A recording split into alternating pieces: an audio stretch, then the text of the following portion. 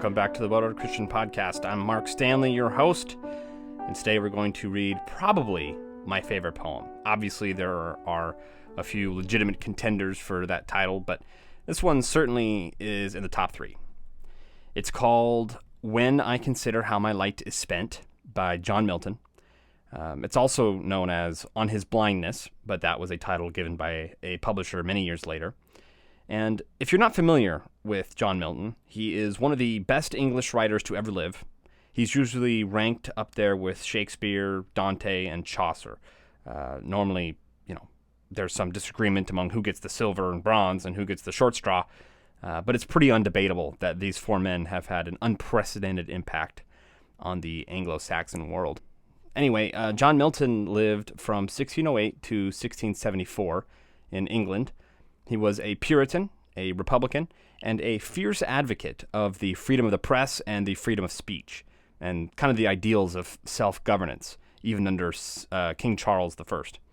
He then went on to serve as a civil servant for the Commonwealth of England under Oliver Cromwell, and the reason he's still known and revered today is because of his epic poem called Paradise Lost, a dramatization of the fall of Adam and Eve described in Genesis 3.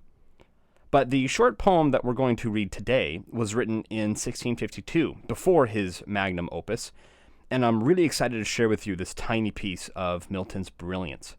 But before I get into it, I would like to ask that if you have benefited from the podcast or believe in our mission, please consider making a tax-deductible donation to support our work on our website, wellreadchristian.com.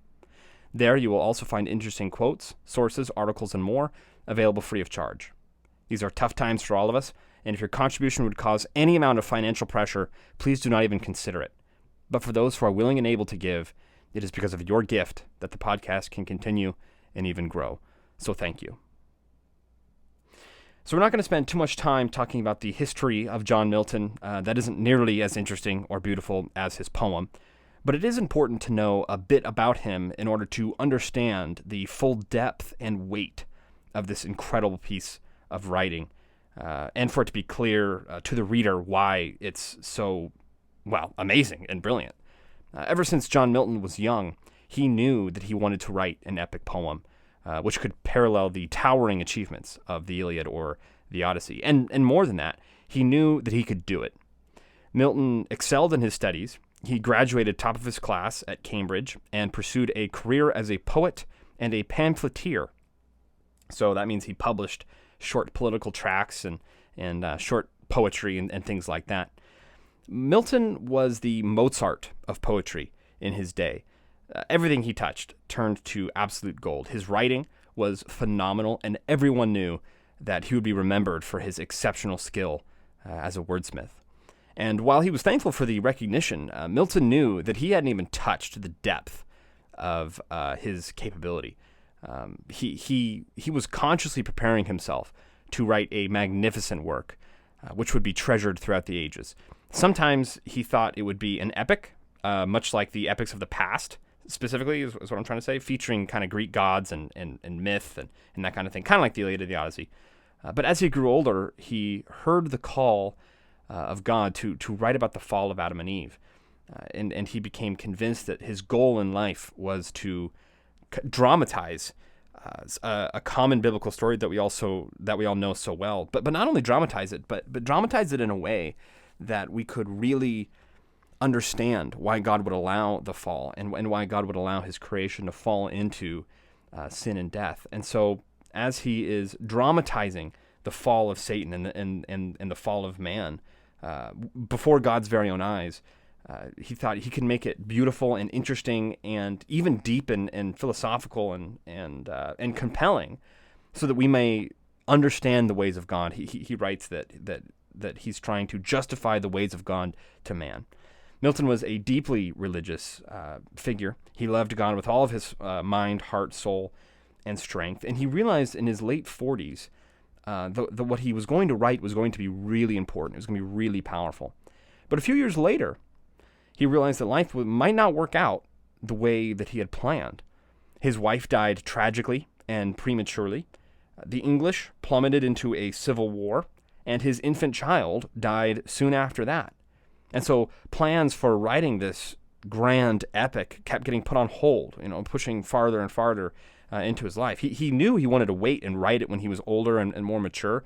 But now that he was older and more mature, things kept happening and he wasn't quite able to do it. Well, after things settled down and he finally decided to begin writing, to his horror, he realized that he was losing his vision. And at the end of age 44, John Milton fell completely blind. And remember that in the 17th century, going blind meant that it was impossible to read or write. I mean, you had to do it by candlelight with a feather, I guess. So, being blind was a death sentence for a poet or a writer. So here is John Milton. Okay, he knows that he is a creative genius, that he's a writing genius. And he thought that God was going to use him in powerful ways to write a Christian epic, which would inform and inspire theologians and Christians and thinkers forever. And God takes away his vision. I imagine Milton at his desk thinking, why? Why, God? Why bless me with skills that reach the heights of Shakespeare and knowledge across all of the New Testament? He was also a translator. That's often what he did. He would translate these ancient works of antiquity into English and other languages. He knew like 4 languages or something. Ridiculously intelligent. And right before he's going to write his magnum opus, with all of these references to Scripture and these cross-references between philosophy and the great pagan philosophy and all this stuff, right before he writes that, he goes completely blind. And so I just imagine him sitting there thinking to himself, what are you doing, God? What are you thinking? What kind of cruel joke is this? That you would give me all this talent and skill and knowledge and prowess, and then you'd make my life a tragedy and then make me go blind before I can really, really write. We are so tempted to think that God needs us. And I know, you never think that maybe, and I never think that. We never think that out loud anyway. We never say to ourselves, man, what would God do without me? But we impress ourselves, don't we, with our abilities and our actions sometimes and our achievements. We look at our knowledge or our character or our achievements or the way we've responded to certain situations or the way that we help this person or the way that we suffer through that relationship or whatever we're doing. And we think to ourselves, you know what? We really are something special. I mean, I really am. I'm kind of something, aren't I? We impress ourselves. And so we betray our arrogance before the face of God. And so here is John Milton, blind as a bat, realizing that his creative mind is going to be wasted. And so he writes this poem called When I Consider How My Light Is Spent. And it's a sonnet, and I'm going to read it for you now, and then we'll break it down so that you can really appreciate each line. So here we go. When I consider how my light is spent, ere half my days in this dark world and wide, and that one talent which is death to hide, lodged with me useless, though my soul more bent, to serve therewith my Maker and present my true account, lest he returning chide, doth God exact day labor, light denied? I fondly ask, but patience to prevent. That murmur soon replies, God doth not need either man's work or his own gifts. Who best bear his mild yoke, they serve him best. His state is kingly, thousands at his bidding speed, and post o'er land and ocean without rest. They also serve who only stand and wait. That is amazing. And I'm going to guess if you're any kind of a normal person, you could not absorb all that just happened in one reading. So again, we're going to break this down line by line and kind of explain what exactly is being said and kind of the profundity of each word even. Not every single word, don't worry, but the profundity of some of these ideas and some of these images. And I think you'll be able to see how genius this poem really is. And then when you step back and see the whole grand picture of what Milton is saying, I think you'll be able to admire it as much as I do. So the first 2 lines are, when I consider how my light is spent, ere half my days in this dark world and wide. So this is pretty simple. Milton is saying, when I think about my life and how I'm halfway through my journey through this world, and, when he says my light, it's a symbol for lots of things, I'm sure. The obvious allusion is to his blindness, but I'm sure it's also to his life, his intellect, his writing abilities, everything else. And we see that in the next line. But what he's really saying is, when I think about how my life has been spent, how my abilities have been used, how my intellect has been utilized, when I think about these things in the world that's dark and empty, and how I'm already halfway through to the end. And here are the next 2 lines. He says, and that one talent, which is death to hide, lodged with me useless, though my soul more bent. So notice the many ways that just this line can be read. Right? The first way is as a reference or allusion to Jesus' parable of the talents in the Gospel of Mark. And in that parable, God gives each man a talent, and he is supposed to go and invest it, so that when the tenant owner or God comes back, he is shown to have been faithful with what he's been given. And so one guy goes and invests all the money, and he gets back 100-fold. Another guy goes and invests, and he gets 30-fold. And when the last guy is examined, he was too afraid of failure, and so he buries the talent, and he doesn't do anything with it. And so when God comes back, he is chastised for not managing his talent well. You can also see that while a talent is a certain sum of money in the original Greek text, Milton is using a talent to, mean an English talent. Like in English, a talent is a skill that you have, or some kind of a gift, like some kind of a gifting, right? Like the ability to play piano really well or something like that. You're talented at that. But for Milton, he says, and that one talent, which is death to hide, right? So the first meaning is that I'm good at this. This is my one talent, and I'm going to die, and it's going to be hidden away in death. This is classic Milton. So that's kind of the first level. But then the second level is he's saying 2 things at once, 3 things, really. The first is that he's going to die, and his talent is going to be useless, right? It's going to be hidden away in his death. But also that he feels as though God will be disappointed in him because he didn't use his skills to God's glory like he was supposed to do, right? Like that's the parable of the talents, where God comes to him and says, how have you invested your talent? And he says, I was afraid, and so I buried it, and I knew that you were a harsh man, and I'm really sorry, and everything else. And so that there's that second meaning. And then the third meaning is that for him, it is death to have to hide this talent because he can't write anymore. All Milton ever wanted to do was write, and now he's blind. And so even though he wants to write, he can't. And so it is death to hide this talent that he has. And so that's where you can see those 3 different ideas convalesce into one line. Do you see how amazing it is where he says, and that one talent, which is death to hide, right? Lodged with me useless, though my soul more bent. So you can see at least those 3 meanings working at the same time and in 3 different ways, where he's talking about how he's upset because he wants to please God. He's upset because he's going to die and he won't be able to use his talent.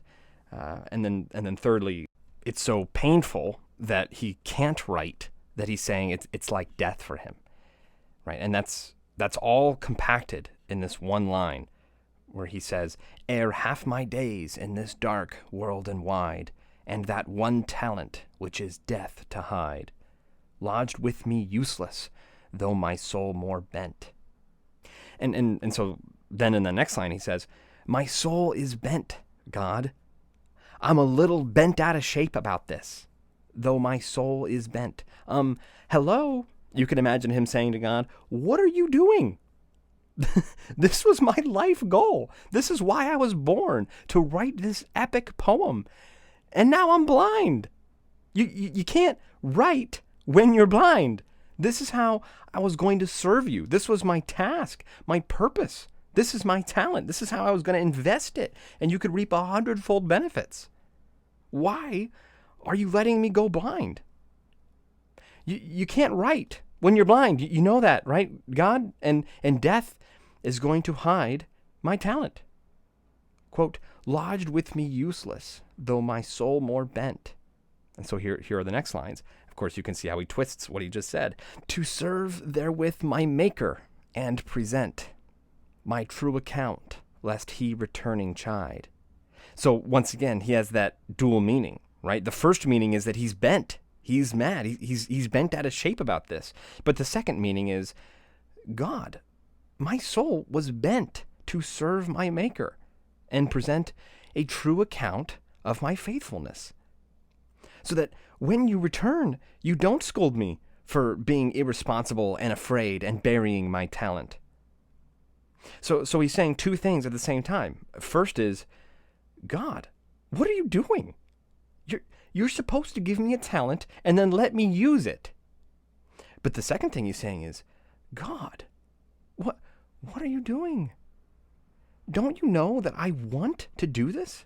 Don't you know that I want to serve you? I want to write this poem to glorify you, to make you proud of me? So you can see both of those things in that line. He's saying, God, what are you doing? And also, God, what are you doing? Why are you taking this from me? So you see that anger, but you also see that sincere sadness. And so he writes, and that one talent which is death to hide, lodged with me useless, though my soul more bent, to serve therewith my Maker and present my true account, lest he returning chide. And so here's the next line, quote, doth God exact day labor, light denied? I fondly ask. But patience to prevent that murmur soon replies. So, pause quote.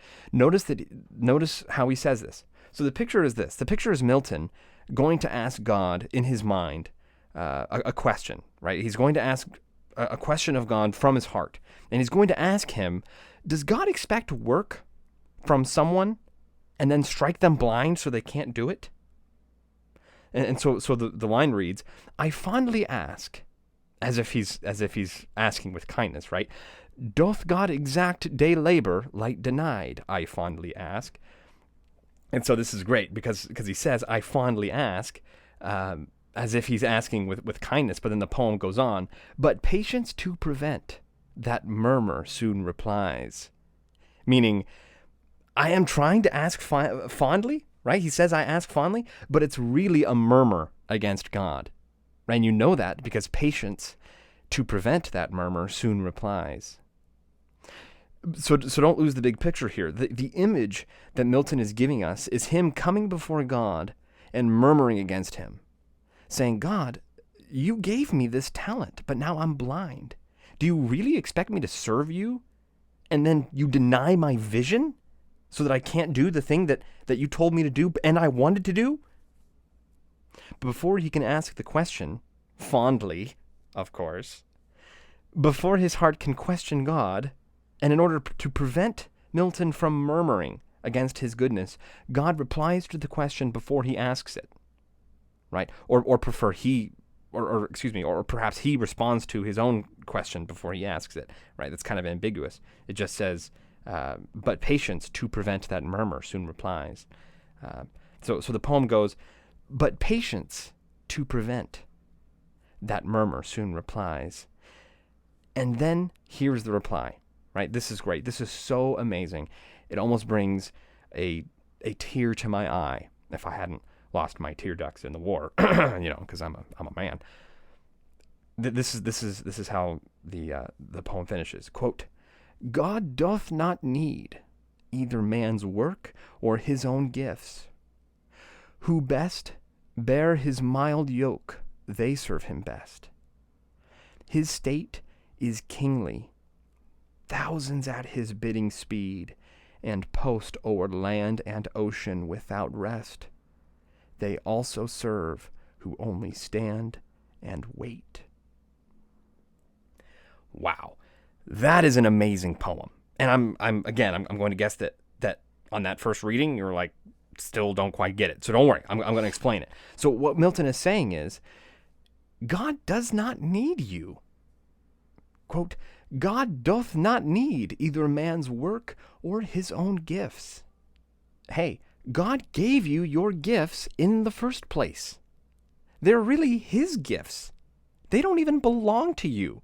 You didn't earn it. He gave them to you. So God doesn't need your work or your gifts.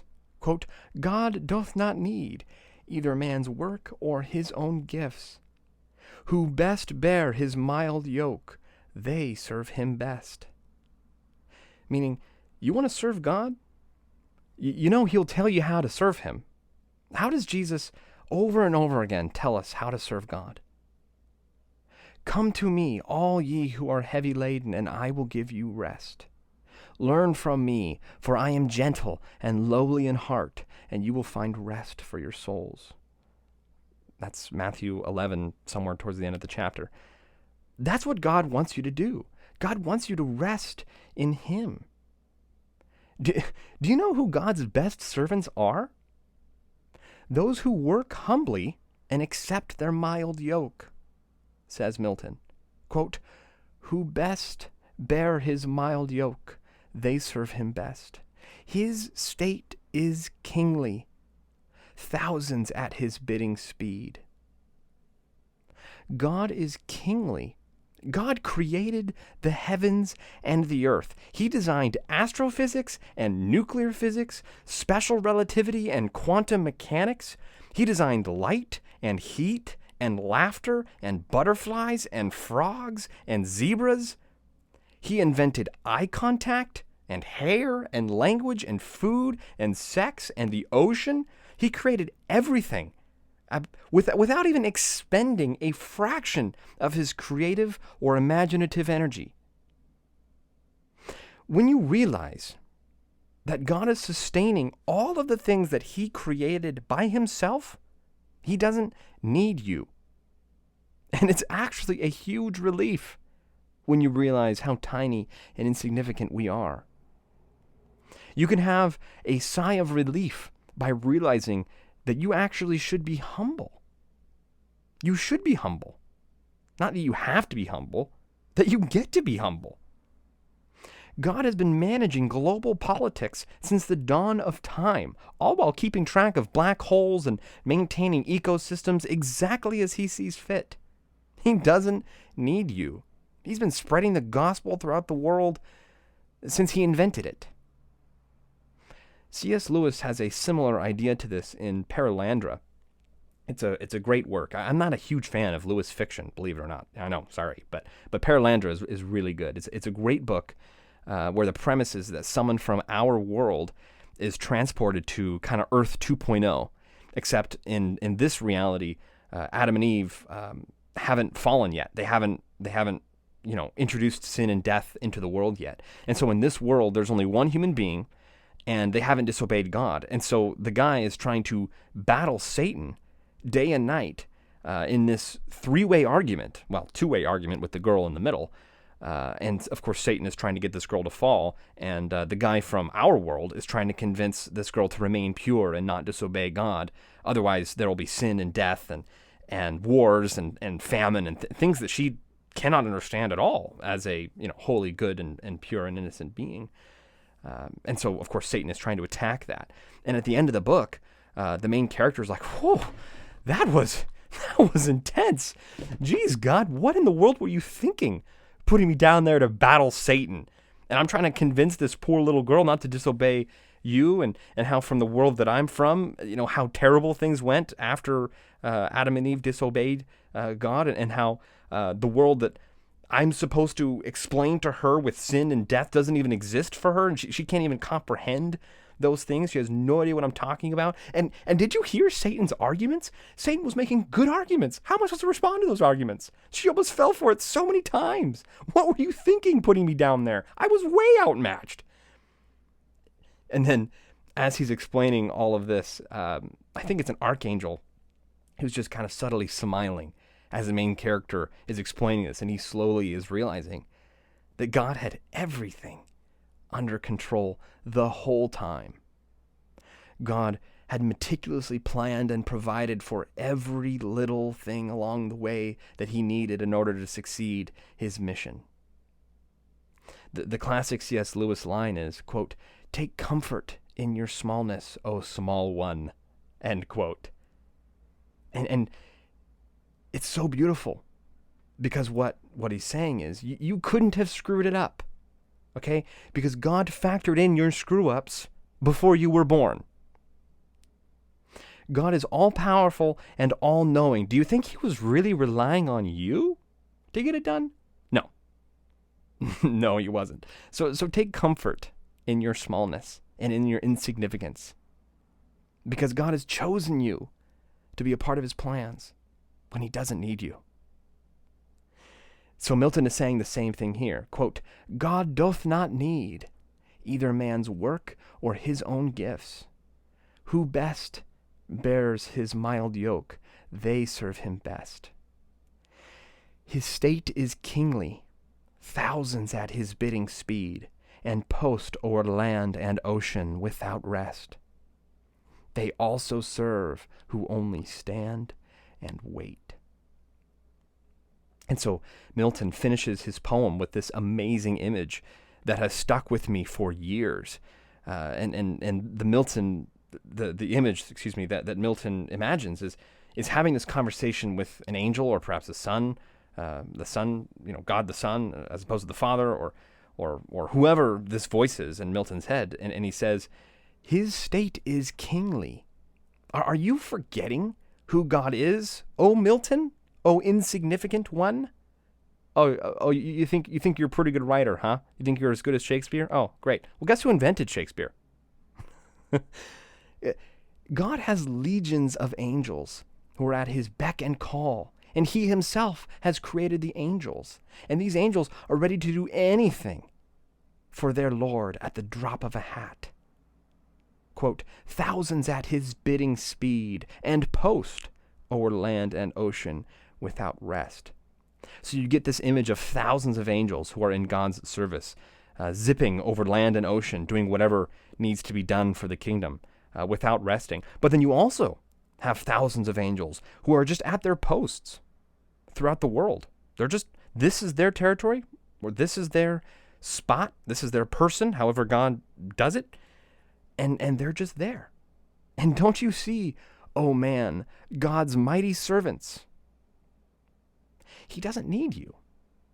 And then he ends with this line, quote, "They also serve who only stand and wait." So you have the angels who are zipping around and doing everything that needs to be done, but you also have the angels in the inner chambers of the holiest of holies in heaven, or who are standing at their posts on earth. Angels who are capable of anything that God would ever need them to do.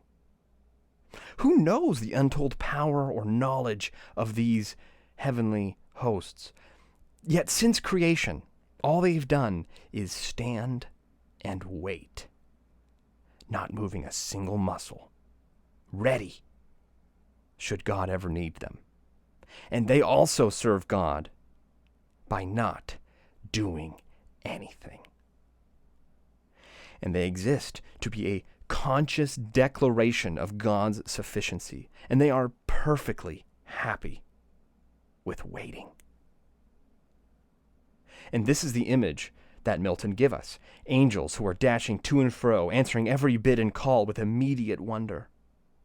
And then you have the angels who are more powerful than we could imagine, and they're just standing there, waiting in case God might give them an order. And here Milton sees himself, perhaps at his desk, and he says, look at me, feeling sorry for myself because I'm not able to write my poem. God doesn't need me. Quote, "God doth not need either man's work or his own gifts.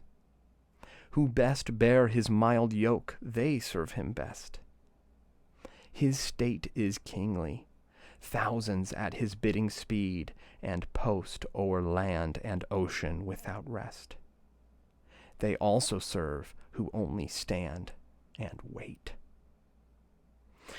So Milton takes comfort in his smallness. He reminds himself that those who simply bear their mild yoke, those who simply stay humble and do the things that are right in front of them to do, that God has given them to do, if they be faithful with their mild yoke, they are the ones who serve God best. He remembers that it is for our honor and glory and joy that we get to be a part of God's greatness, because he doesn't need us, but he decides to let us in on being so that we too may be happy and good. I thought of an analogy. Maybe it's not really needed, but I imagine maybe a sports announcer who makes a ton of money and he's on top of his game and everyone loves him, and he invites his daughter to come and sit on his lap while he calls the game. Or maybe a pilot who lets his son hold the stick even though the plane is on autopilot. Right? That pilot has perfect control over that aircraft. But he says, come on, I'll show you what I do. Here, you can help. Hold on to this. Look, see that? We're flying. That is a good and precious and loving Father. And that's what he wants. He wants us to call him Father. And he wants us to bear our mild yokes. And he invented the family unit so that we may understand how much he loves us. And he faced the full wrath of God so that we would see his justice and his mercy to atone for our sins. That's how much he loves us. Not only to suffer and die for our sake so that we might be with him, but also that he would include us in his master plan of bringing joy and peace and happiness and glory throughout all of the cosmos and throughout all time. So I'll read Milton's poem one last time from top to bottom so that you can savor every last line now that you hopefully understand it. I'll try to read it slowly.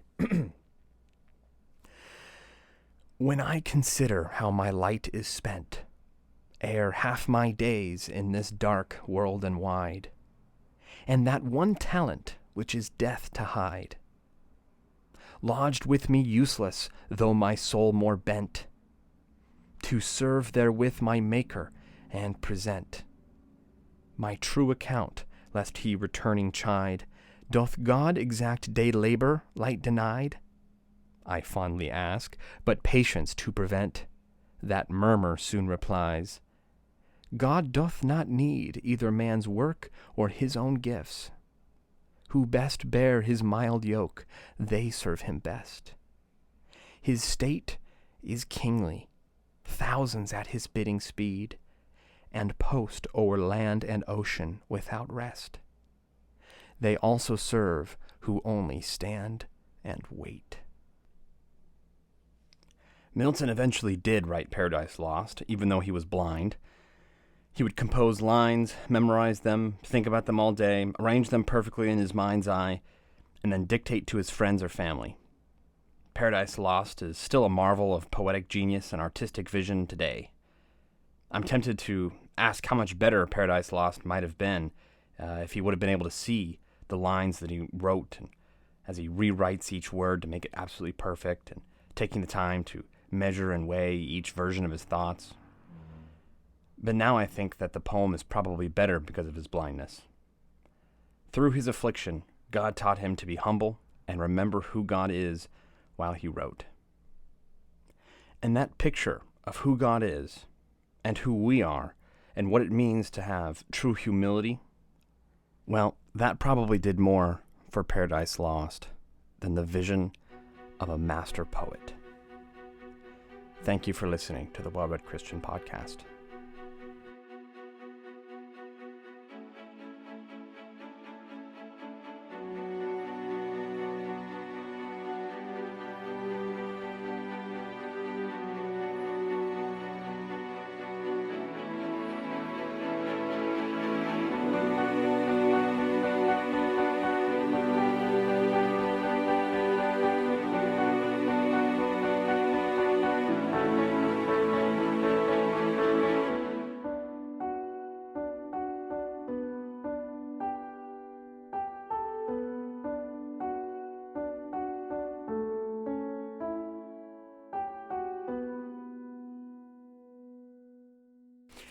Anyway, John Milton lived from 1608 to 1674 in England. England? In England? He lived in England. Jeez. I want to know what you're feeling. There are some things you can hide. I want to know what you're thinking. Tell me what's on your mind. Boom, boom, boom, boom, boom, boom, pure energy. Boom, boom, boom, boom, boom, boom, boom, pure energy. Down, tick it down, tick it down, down, tick it down, tick it down, tick it down, down, tick it down, tick it down, tick it down, down, tick it down, tick it down, tick it down, down. Bum bum bum bum bum bum bum bum bum bum bum bum bum bum bum bum bum. Where I am in silence, there is nothing I can